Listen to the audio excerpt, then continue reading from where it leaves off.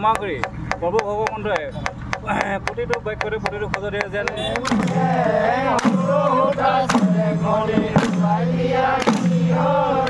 এই ভংগত এতিয়া প্ৰথমতে আজি আমাৰ নামঘৰতে ওলাই লোৱা হয়। ইয়াৰ পিছতে ঘৰে ঘৰে গাম যোৱা হয় আৰু আমাৰ আগতে আজু ককাতে যিটো নিয়ম নীতি দেখাই থৈ গৈছে সেইটো মতে আমি গাই গৈছোঁ হুঁচৰি গীতবোৰ।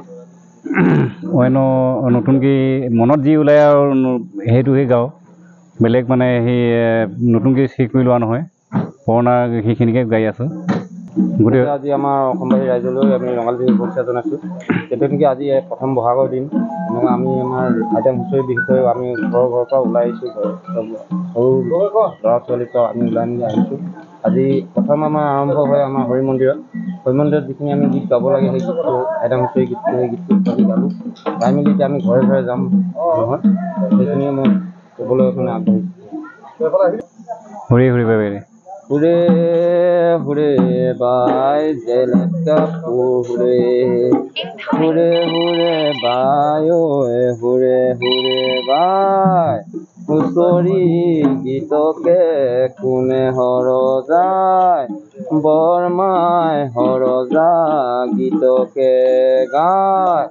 এই ভংগত এতিয়া প্ৰথমতে আজি আমাৰ নামঘৰতে ওলাই লোৱা হয়। ইয়াৰ পিছতে ঘৰে ঘৰে গাম যোৱা হয় আৰু আমাৰ আগতে আজু ককাতে যিটো নিয়ম নীতি দেখাই থৈ গৈছে সেইটো মতে আমি গাই গৈছোঁ হুঁচৰি গীতবোৰ।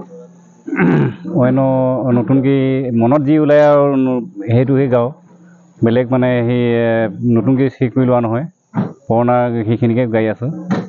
গতিকে আজি আমাৰ অসমবাসী ৰাইজলৈ আমি ৰঙালী বিহুৰ শুভেচ্ছা জনাইছোঁ। তেতিয়া নেকি আজি প্ৰথম বহাগৰ দিন এনেকুৱা আমি আমাৰ আইটেম হুঁচৰি বিষয়ে আমি ঘৰৰ পৰা ওলাই আহিছোঁ, সৰু ল'ৰা ছোৱালীৰ পৰা আমি ওলাই মেলি আহিছোঁ।